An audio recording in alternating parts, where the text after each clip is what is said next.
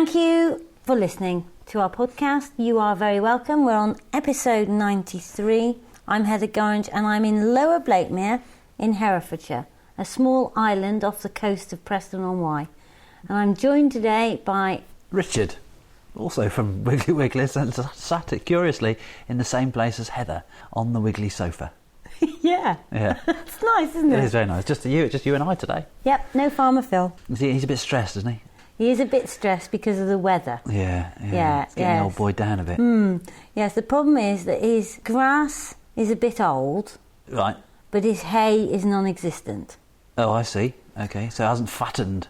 Is that right? Yes, but also they don't like it. The cattle don't like the grass. Right. But also the hay, he hasn't cut it because it's been raining the whole time. Yeah, sure. And the worst thing is that the BBC weatherman said that it was going to rain at the end of the week. Yeah, that's right. And then the chap changed his mind. Right. And said it wasn't going to rain at the end of the week. Right. So then that meant that he should have cut it.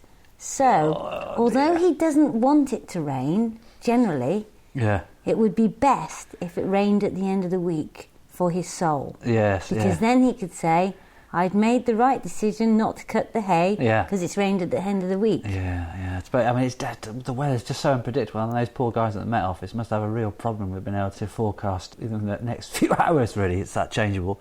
So I don't care about them. Difficult for farming. I don't care about them.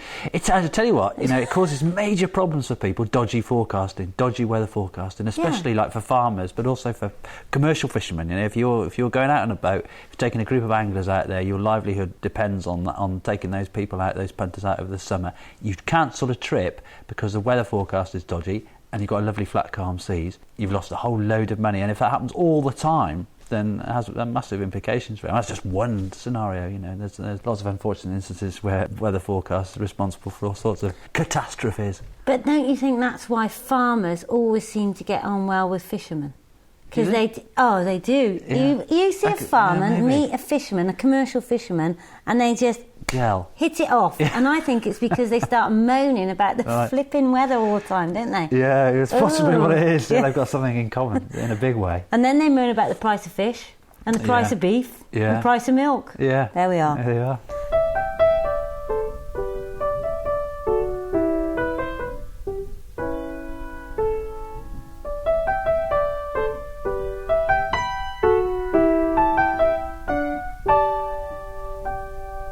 Now, it's time, Richard.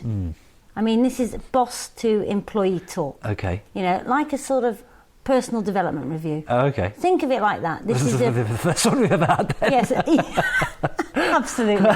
And in public too. Yeah. But I'm serious about this. Okay. I don't think you've taken on board social media.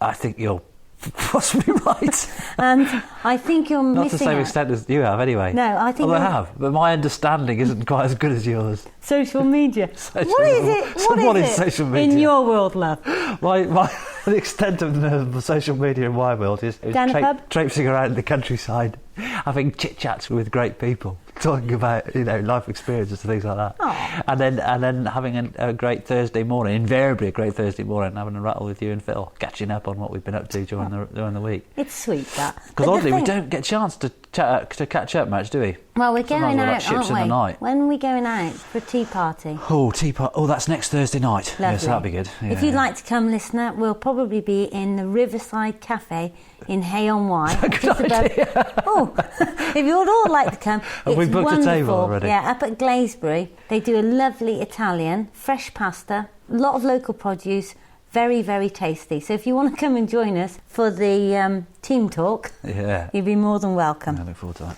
Maybe phone first. Maybe you should phone. Anyway, social media.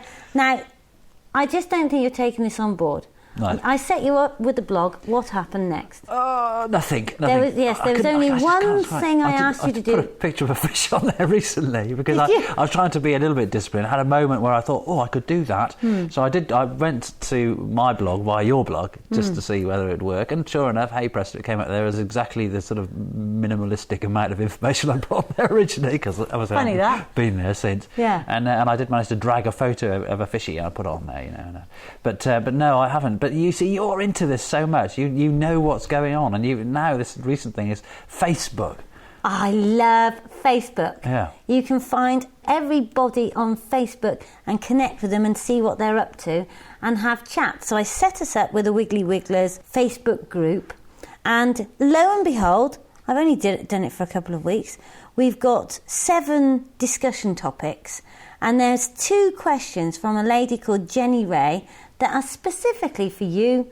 And so I email you, I invite you to Facebook. What happens?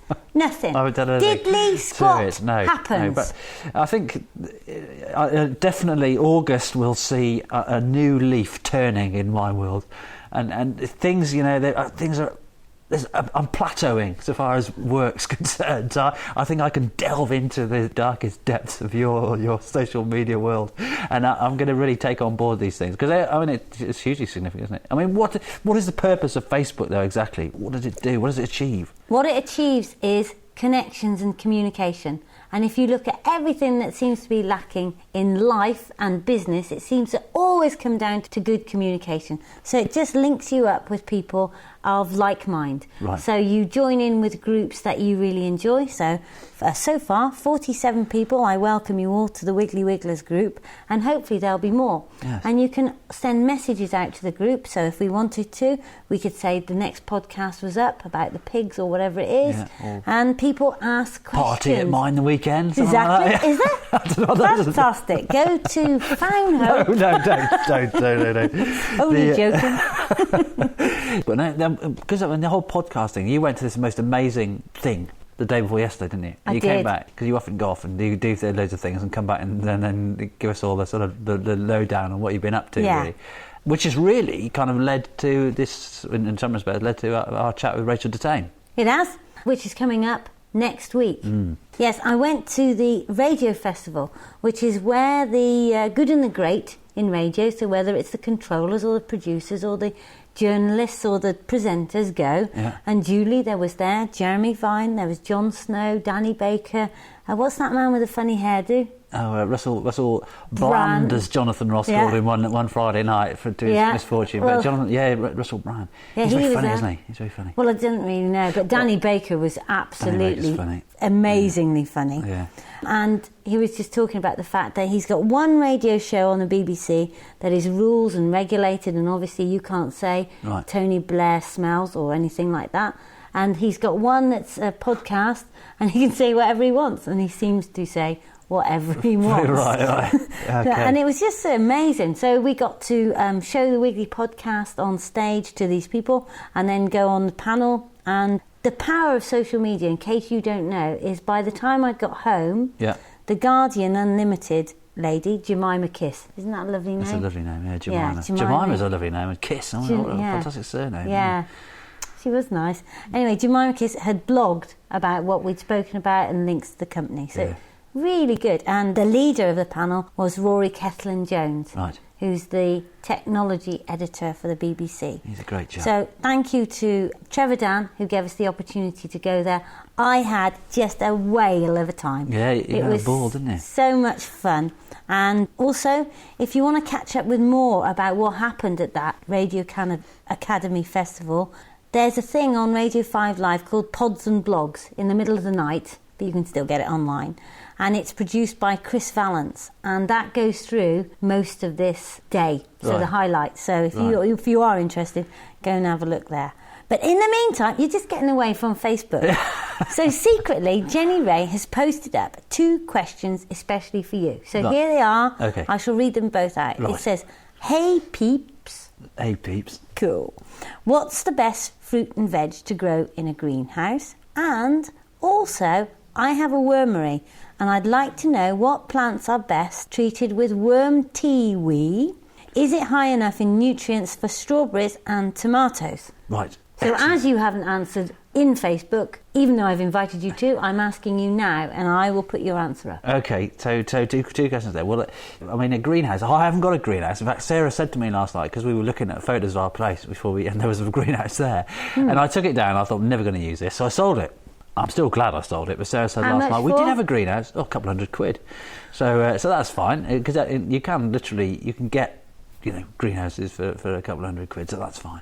And we could get another one if for a couple of £100. If I wanted even though to. you had one. So anyway, we got rid of a greenhouse. But what we would like to grow in there, things like chili peppers and tomatoes and all those kind of goodies, really. So there's a whole load of stuff you can grow in greenhouses. You can grow your salads, your greens and things like that in there. You can your mixed lettuce salads and things are absolutely fine. It just accelerates the rate at which stuff grows, really. And for starting off seedlings, now, or do you take it out? It's always confused me because I couldn't be bothered with it. I mean, Hannah's getting a greenhouse, but I always imagine... Yes, well, that's right. We're going to have a greenhouse here as well, aren't we? A Wiggly greenhouse. So with things like tomatoes, you leave them in there. You make sure that the greenhouse is well aerated, though, so you usually have kind of ventilation units in the greenhouse, so you can keep those open, so you get a good circulation of air in there, and then you get less diseases, mildews and things like that spreading on the plants. That's quite important. A lot of the time when you start things off, seedlings and whatnot, you quite literally start them off in there, you place them out to harden off, and then you use them in the wider context of the garden. So generally speaking, it's a mix. It's quite literally something that you use to start plants off so you can get earlier crops, but also something that provides you with lots and lots of fruit. Right, I'm going to give you a list and you're going to tell me, because you've just waffled, whether I put them in my greenhouse or not. Okay. Ready? Yeah. Cucumber. You can put that in a greenhouse, yep. Yes or no, please? You can grow cucumbers in a greenhouse, and some species you can grow outside as well now. It's always complicated. But I would grow, cucumbers, either or. Depending on the species. Truth. Tomatoes? Tomatoes, in a greenhouse or outside a greenhouse. Okay. Yeah. French beans. French beans, not in a greenhouse. Runner beans, really tall runner beans. Start them off in a greenhouse. You can start them off in your greenhouse a bit first, before you put them out, so it harden up a little bit, and then plant them out. Start them a bit earlier. French beans as well, you can start off in a greenhouse a little bit. You can get that crop a bit earlier then. New potatoes. You can grow potatoes in greenhouses. Oh. And again, you could start them off a little bit earlier, so you've got new potatoes even newer than you would if you planted them outside. Lemons. But you don't really potatoes. I wouldn't waste your greenhouse space. Lemons. Lemons. Well, you can grow lemons in a greenhouse. Yes. Certainly in the southern counties now. There's no reason why you perhaps couldn't grow lemons on a south-facing wall. Good Lord. The way our temperature seems to be increasing. Grapes. Grapes grow well in greenhouses. Hops. Again, vines Hops. outside. No, hops outside. Definitely not. You could probably grow hops in a greenhouse, but you don't need to. Hops grow wild outside. Lettuce, definitely, yep. Strawberries. Strawberries, definitely. You can grow strawberries in greenhouses. Good place to grow strawberries. You get strawberries much, much earlier if you start them off in a greenhouse. Oh, well, leave them in there, obviously. Rhubarb. Rhubarb, they do grow in greenhouses. I've seen rhubarb growing, but you don't need to. Rhubarb is often grown in relatively cool places, quite literally in cellars. You can grow and then force them so as you get those lovely pink succulent stems very early on in the season. Rhubarb, don't bother wasting your greenhouse space. I just named all these fruits and vegetables. They're tasty, yeah. You're thinking about lunch. I really want rhubarb with ice cream and cream. Yeah. Oh. Rhubarb is... I'll bring a load of rhubarb in for folks here, and Ricky's taken them home and made them some... I was kind of secretly hoping that she might make a crumble and bring it in. There's no chance. I think I've been feasting on the whole lot. Right, what about this other one? What plants are best treated with worm kiwi? Right. Is it high enough in nutrients for strawberries and tomatoes? Yeah, definitely. It makes a great plant food, generally. You can use it on absolutely anything. It stimulates all plant growth, really, and it's a nice neutral pH. Because we mentioned this before, but worms have, especially red worms with haemoglobin pigment, have a calcifying glands. So they... quite literally, their pee and feces it tends to be pH neutral, so use it on absolutely anything. Great food for tomatoes and strawberries and things like that. Much better than buying something in many respects. It's very high in potassium, so it's really good for fruiting plants. Has a good nitrogen content as well. But one of the beauties of worm wee, euphemistic you called for worm leachate, is the fact that it's full of little microbial life. Rach and I were talking about this, but you can use it as a foliar spray. You can and use it to reduce the effects of mildew infestations and whatnot on various species, asters, Nicholas daisies, things like that. But also, you see, because it's got all that microbial life in there, if you've got a soil that's not working well, not performing, not releasing the nutrients adequately, if you use worm wee for that, then that will stimulate the soil health and better equip it to release those nutrients for vegetation growth. Now, is it going to alter your carbon footprint? Because you've been chasing up Jim Fredrickson. Yes, yeah. Well, Jim Fredrickson's coming on to the Wiggly sofa in the not too distant future, and I'm going to go speak to a friend of ours, John Morgan, who works in the Biological Sciences Department at Cardiff University. Written a couple of cracking pieces of work about worms. Lovely bloke. So I'm going to talk to him about how he feels about this. But recently we mentioned the Materials Recycling Week an article that had been written by somebody else, but they used extracts from what Jim Fredrickson had said about worms releasing nitrous oxide. So Jim's going to come in and talk about that and the growth that you get from compost made from worms, the fact that you've taken organic material and instead of throwing it and wasting it for incineration or landfill, it's being used to nutrify soil and provide nutrient and opportunity for lots of luscious vegetation, which of course is responsible for the sequestration of lots of greenhouse gases.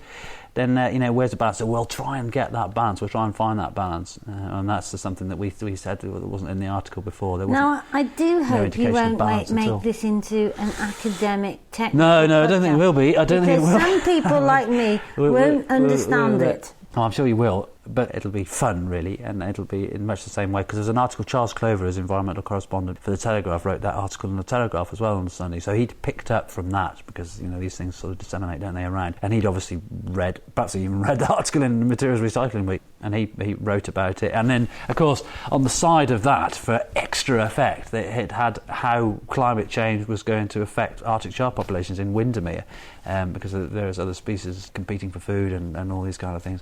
So suddenly, you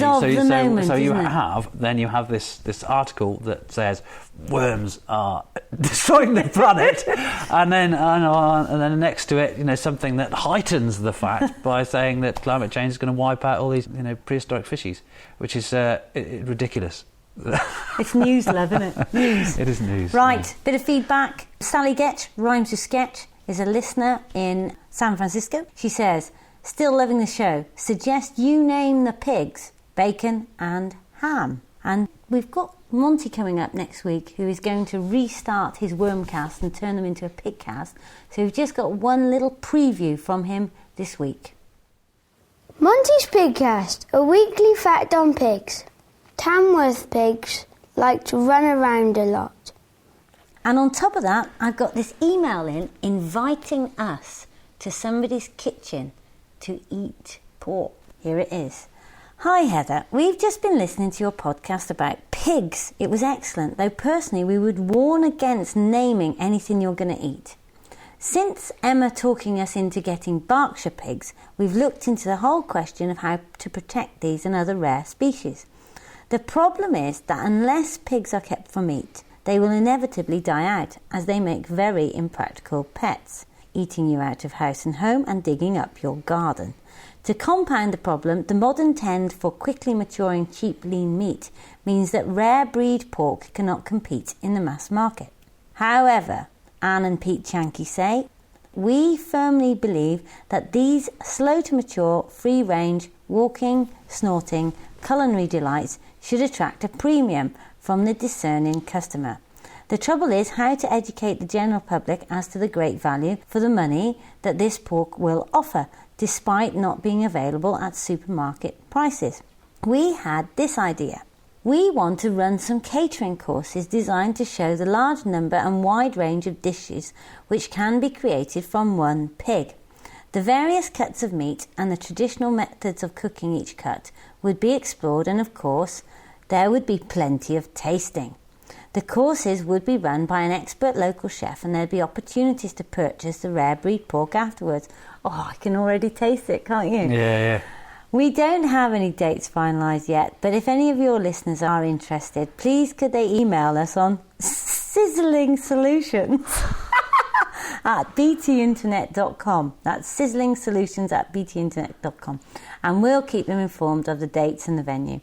Perhaps someone from Wiggly Wigglers would like to come along and do a podcast from the kitchen.